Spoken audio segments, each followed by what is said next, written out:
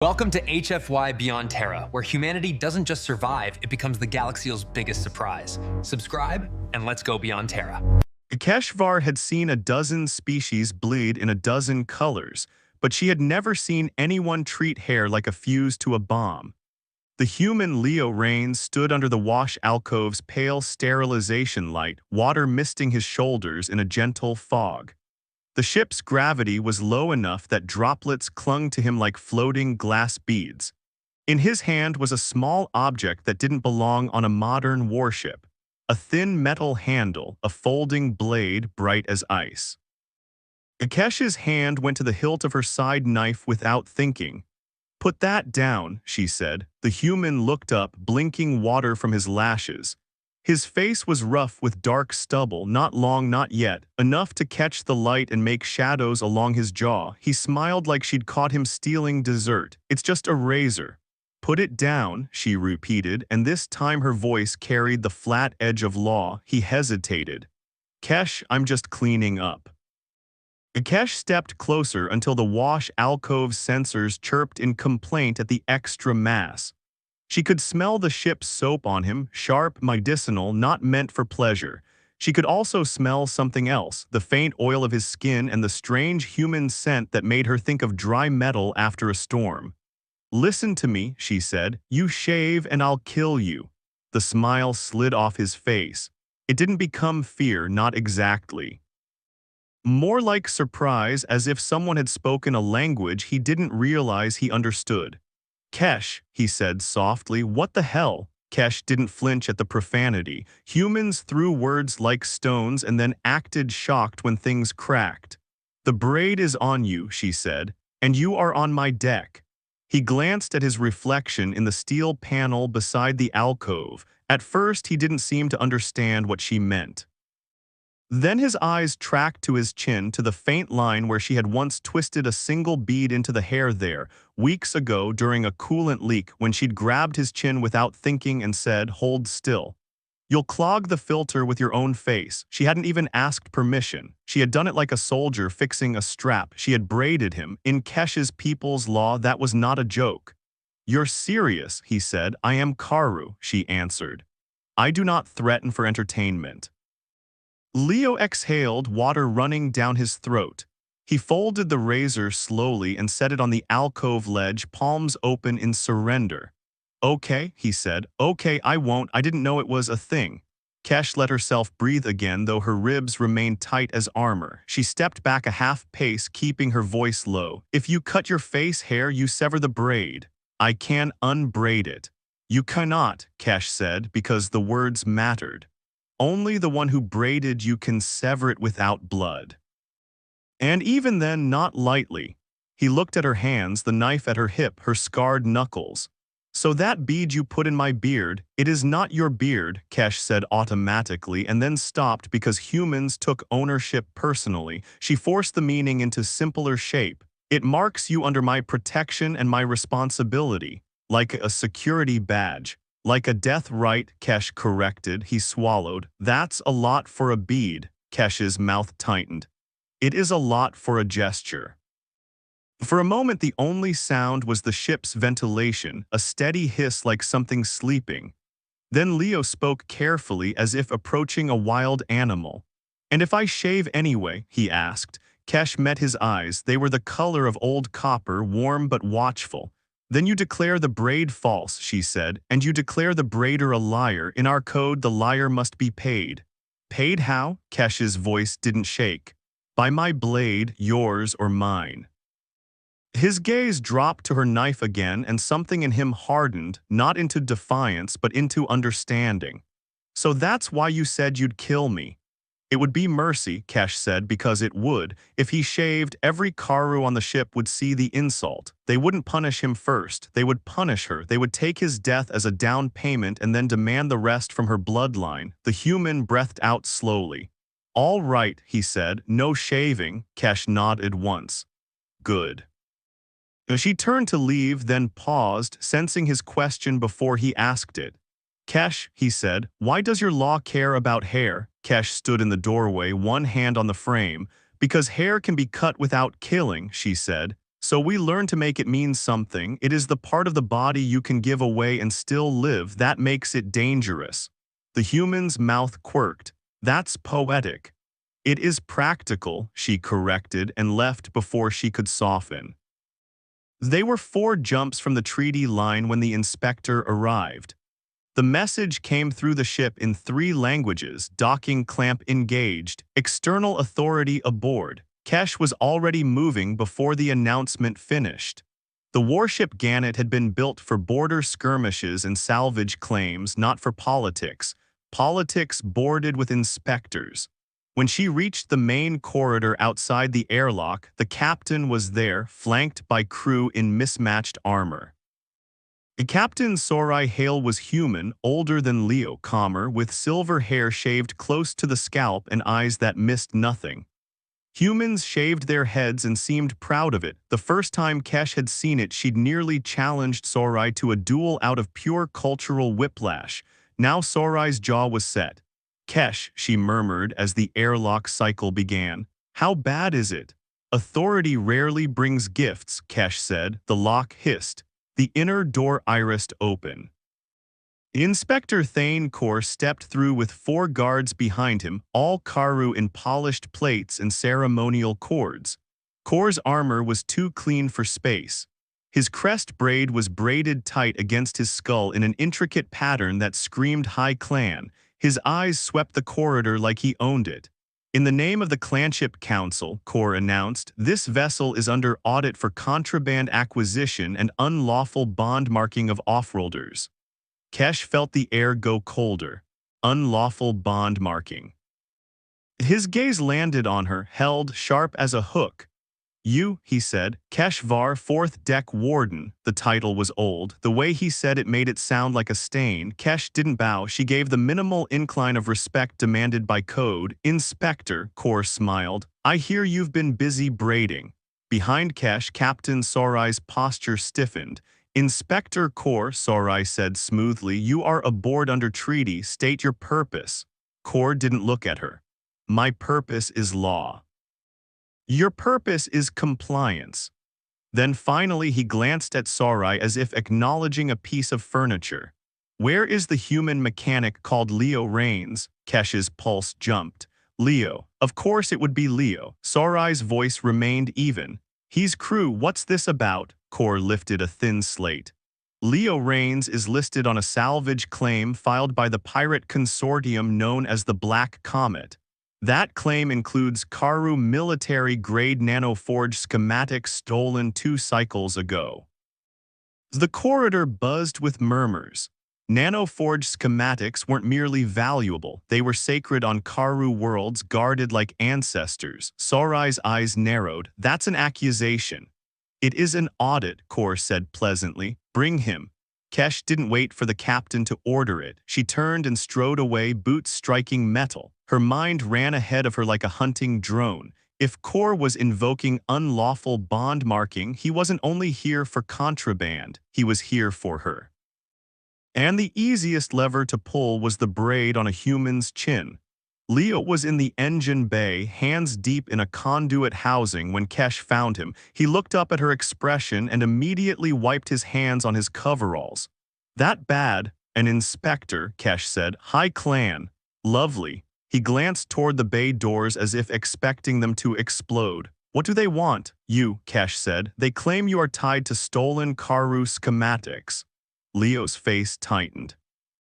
"I've never even seen Karu schematics. I work with whatever junk we salvage." "Truth does not always matter to inspectors," Kesh said. He leaned back against the console, thinking. The bead in his chin hair flashed when he moved, a tiny circle of hammered alloy. Kesh had made it from scrap plating, an absent-minded charm. Now it might get him killed.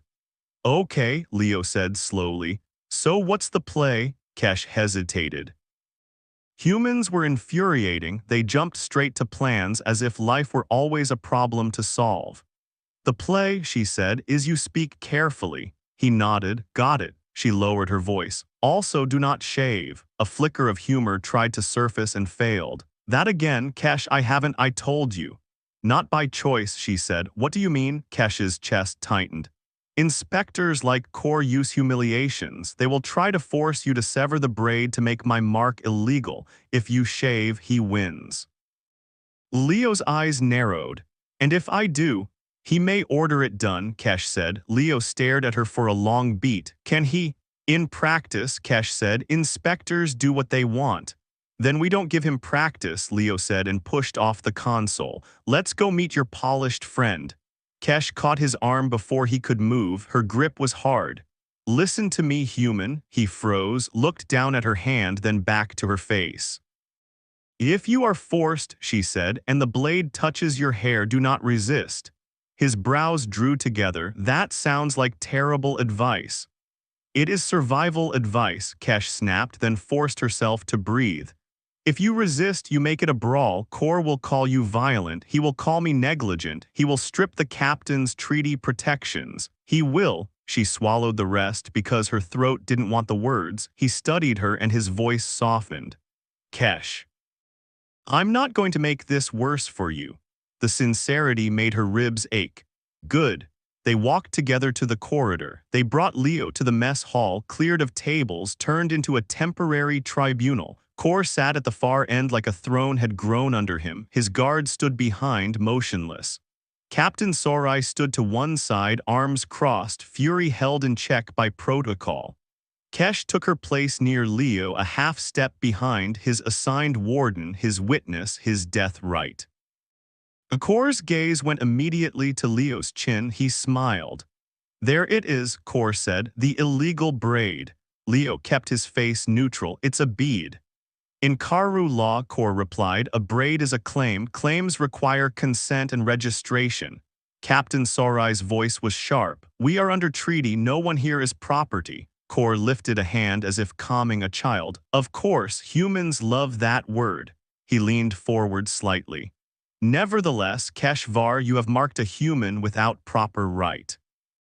That is a breach. Kesh kept her spine straight. It was a maintenance aid, she said. No right invoked. Core's smile widened. Then it should be easy to remove. He gestured to a guard who stepped forward holding a small case. The guard opened it. Inside lay a sterilized razor kit. Kesh's vision sharpened, every edge in the room suddenly too bright. Core's voice was smooth. Human, shave, remove the false braid, demonstrate that it means nothing. The room went very quiet. Leo glanced sideways at Kesh. A question in his eyes now. Kesh's hand hovered near her knife. Her mind slammed through options and found walls. If Leo refused, Core could claim defiance, escalate. If Leo complied, the braid was severed, an insult Kesh would have to answer, and Core knew it. Kesh's voice came out low. Inspector, under what authority do you demand bodily alteration from treaty crew? Core spread his hands. Under the authority of preventing unlawful bond marking. If the mark is nothing, it will not matter. If it is something, then you have confessed. Clever, cruel. Leo's gaze flicked to the razor case, then slowly he stepped forward. Kesh felt her heart thud once, heavy as a gavel. Leo reached down and instead of picking up the razor, he picked up the case itself. He turned it in his hands, inspecting the seal, the sterile stamp, the tiny printed warnings. Then he looked at Core and smiled. Sure, Leo said, I'll shave. Kesh's blood went ice. Core's eyes gleamed in victory. Leo continued, still calm. But not like that. Core's smile faltered. Explain. Leo set the case on the floor between them and gently flipped it open wider, displaying the razor like an offering. Then, unhurried, deliberate, he reached up with both hands and pulled down the collar of his coveralls. Down, the fabric slid from his neck to his shoulders, exposing skin that was not smooth human skin at all. Scars crossed his throat and collarbone in pale ridges, layered like old lightning strikes. Along the left side of his neck, a line of puncture marks formed a neat arc, medical ports, some healed, some still faintly purple. Above them, just beneath his jaw, was a burn pattern that looked like something had tried to brand him and failed. A collective inhale rippled through the room. Kesh's hand went to her mouth before she could stop it. She had seen Leo shirtless once, briefly, in the engine bay after coolant spray. She had not seen this. The collar had hidden it. He had hidden it. Kor leaned forward, eyes narrowed. What is that? Leo's voice stayed level. That, he said, is what the Black Comet does to people who won't cooperate. Captain Sorai's expression changed, anger, yes, but also something like grief. Kor's lips thinned. A melodrama, scars prove nothing. Leo nodded as if agreeing. Right, scars don't prove anything. He looked at Kesh then. Which is why I'm going to shave. Kesh's mouth went dry.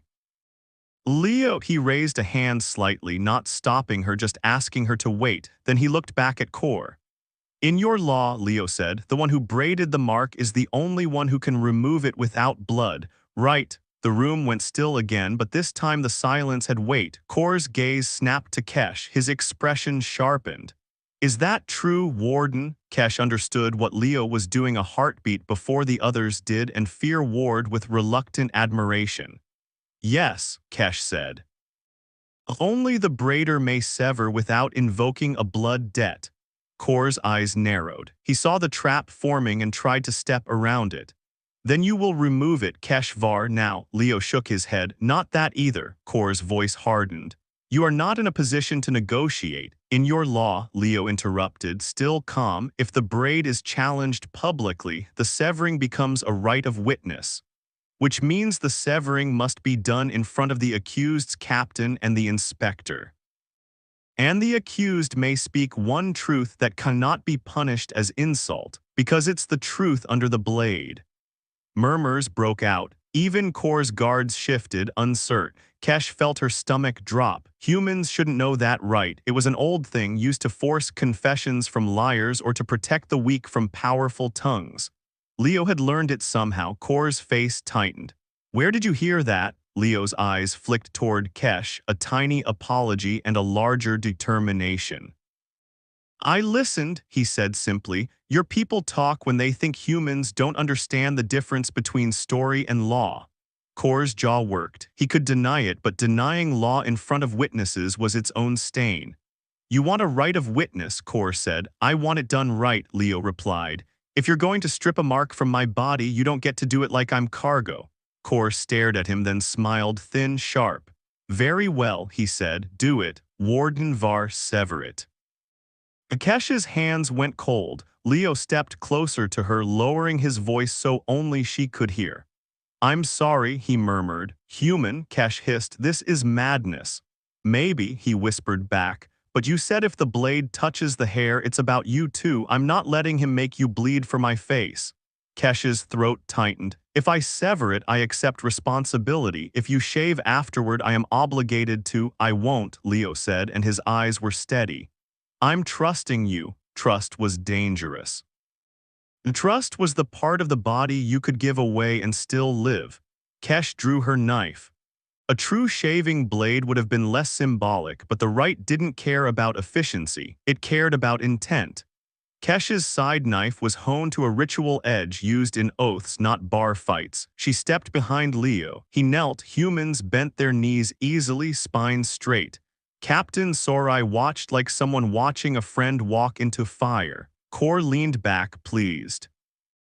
He thought this would end with Kesh humiliated, the mark gone, the human stripped of protection. Kesh put the flat of her blade against the bead braid at Leo's chin. Under the right of witness, the accused could speak one truth. It would bind the room because everyone had agreed to hear it. Kesh's voice came out rough. Speak. Leo inhaled. Then instead of looking at Kor, he looked at the crew, at the salvagers, the gunners, the cooks, the frightened young deckhands who had never met High Clan law up close. The Black Comet didn't steal Karu schematics, Leo said. They bought them. Kor's smile faltered. From a clanship broker, Leo continued, voice steady. And when I refused to repair their forge using those designs, they tried to force me. They branded my throat with a compliance collar. The burns you see, that was their negotiation. Captain Sorai's hands curled into fists. Kor leaned forward, anger flashing. You accuse the Clanship Council of treason. I'm not done, Leo said, and there it was, the human unthinkable, not violence, not bravado, defiance with evidence. He reached into his pocket and pulled out something small, a stamped metal tag blackened at the edges. I kept the collar's ID plate, Leo said, because humans are petty like that. His mouth quirked, but his eyes stayed hard. It has the broker seal, it has a high clan registry number, and it has a name. Akor's face went pale under his crest. Leo turned the tag so the room could see the etched marks. Kesh couldn't read the registry glyphs fast enough, but the guards behind Kor could. One of them inhaled sharply. Leo's gaze locked on Kor. Your name. Silence hit like decompression. Kor surged to his feet. Seize him. But the right of witness had teeth. The truth spoken under the blade could not be punished as insult, and it compelled immediate inquiry. Kor's guards hesitated, caught between obedience and law. Kesh made her choice. She slid her blade, not across skin, never that, but through the tiny braid at Leo's chin. The bead fell into her palm with a soft metallic click, a severing, a declaration. Kor's shout stuck in his throat as the room's hierarchy shifted. He had demanded the right, now the right owned him. Captain Sorai stepped forward, voice like a drawn weapon. Inspector Kor, she said, by treaty and by your own code, you are now obligated to submit that evidence to neutral review. If you attempt to arrest my crew in this moment, you violate both. Kor's eyes darted. He was trapped by the very tradition he'd used as a cudgel. Leo remained kneeling, collar still pulled down, throat scars exposed like an accusation the universe had written in flesh. He didn't look triumphant. He looked tired. Kesh closed her fist around the bead, feeling its weight like responsibility. Kor's lips peeled back from his teeth. You think a human's trinket will topple a high clan? No, Leo said quietly. I think your greed will. Kor made a small, sharp motion with his hand. One of his guards moved anyway, too loyal, too frightened, or too ambitious to hesitate. The guard lunged for Leo. Kesh reacted before thought. She stepped between them, blade flashing up not to kill but to block. Metal rang. The guard's strike skidded off her knife and sparked. Kor snarled. Warden Var, stand down. Kesh didn't. Her voice came out steady, a shock even to herself. I hold the death right over this human, she said. You demanded the right. The braid is severed under witness. Until inquiry is complete, his life is under my shield. Her guard opponent froze, eyes flicking to Kor, then to the crew watching, then to the captain. Law was a net. Once thrown, it caught everyone. Kor's face twisted. You would choose a human over your clan. Kesh's answer surprised her only in how easily it arrived. I choose code over corruption. Kor's gaze snapped to the severed bead in her fist. He understood then, truly, what he'd done. By forcing Kesh to sever the braid, he hadn't broken her claim, he had made it official. A public severing meant a public bond existed to sever, and public bonds had consequences. Kor's guards shifted their stance, less sure now. They weren't loyal to Kor. They were loyal to the idea that law mattered. Captain Sorai stepped up beside Kesh. Inspector, she said, return to your shuttle. We will transmit the ID plate and a full statement to neutral review within the hour. Kor's nostrils flared. His pride wanted blood. His survival wanted distance. He stared at Leo, still kneeling, still exposed, still calm. You shaved nothing, Kor spat. Leo lifted his chin slightly. No, he said, but I cut deeper. Kor's eyes flashed. This isn't finished. Probably not, Leo agreed. For a moment, Kor looked as if he might order a massacre anyway. Then he saw the crew, saw that the Gannet wasn't afraid anymore. Not because they were stronger than high clan authority, but because authority had slipped and shown its underside. Kor turned sharply. Withdraw, he snapped. His guards obeyed, tense and silent. The inspector marched out of the mess hall like a man trying to outpace his own shame. When the doors hissed shut behind them, the ship seemed to exhale. Leo sagged slightly, the adrenaline draining. Captain Sorai crossed to him and helped him stand. You absolute idiot, she muttered, voice thick. Leo managed a faint smile. I had a plan. You had a death wish. Same thing sometimes, he said. Kesh stared at the severed bead in her palm, a small circle of metal. A catastrophe avoided by a human who had been willing to make himself vulnerable in the most public way possible. He had pulled down his collar and shown scars. He had pulled down the inspector's mask without ever touching it. Unthinkable for a species that didn't value ritual, and yet he had used ritual like a tool. Leo turned to Kesh, his eyes dropped to her fist. "So," he said carefully, "am I dead?" Kesh closed her fingers around the bead, then slowly opened them again. She placed it on his palm. "The braid is severed," she said. "The debt is not blood, not today." He let out a shaky breath. "Good." Kesh surprised herself by reaching up and touching his chin where the tiny braid had been. The hair there was cut short now, uneven. "You still shouldn't shave," she said. He gave a tired laugh. "Noted." Kesh's gaze flicked to his throat scars. "You hid that," he shrugged one shoulder. "People treat you different when they can see what's been done to you." Kesh's jaw tightened. "They should." He looked at her, and for once his humor didn't rise to shield him. "Yeah," he said, "they should." Kesh inhaled slowly. "I threatened to kill you," she reminded him. "You did," he agreed, "and you still walked into a right you didn't understand fully." "I understood enough," he said. "You were scared, not for you, for what it would do to everyone if I fought them, so I tried another way." Kesh felt something unfamiliar press against her ribs, something that wasn't duty, something like respect sharpened. "You used our law," she said. "I used your law against someone abusing it," Leo replied. That felt fair. Kesh stared at him a long moment, then nodded once. "Come," she said. "We must send the evidence before Core finds a way to bury it." Leo tucked the ID plate back into his pocket, then paused. "Kesh?" "Yes." He touched his chin. "So what now? Am I still under your death right?" Kesh considered. Under the code, a severed braid didn't erase the bond, it changed it. A severing under witness made both parties accountable until the truth was settled. "You are under my shield," she said. "Until inquiry ends."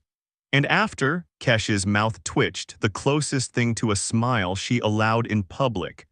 "After," she said, "we will discuss what you have earned with your unthinkable human courage." He blinked. "That sounds ominous." "It is," Kesh said, and turned away so he wouldn't see the warmth creeping into her eyes. Behind her, the ship's engines rumbled, steady and alive. And for the first time since the inspector boarded, Kesh believed they might outrun not just Core, but the old fear that had let men like him exist. Because a human had done the unthinkable. He had refused to be cargo. He had chosen truth under the blade. And somehow, in doing so, he had braided the crew together tighter than any bead ever could.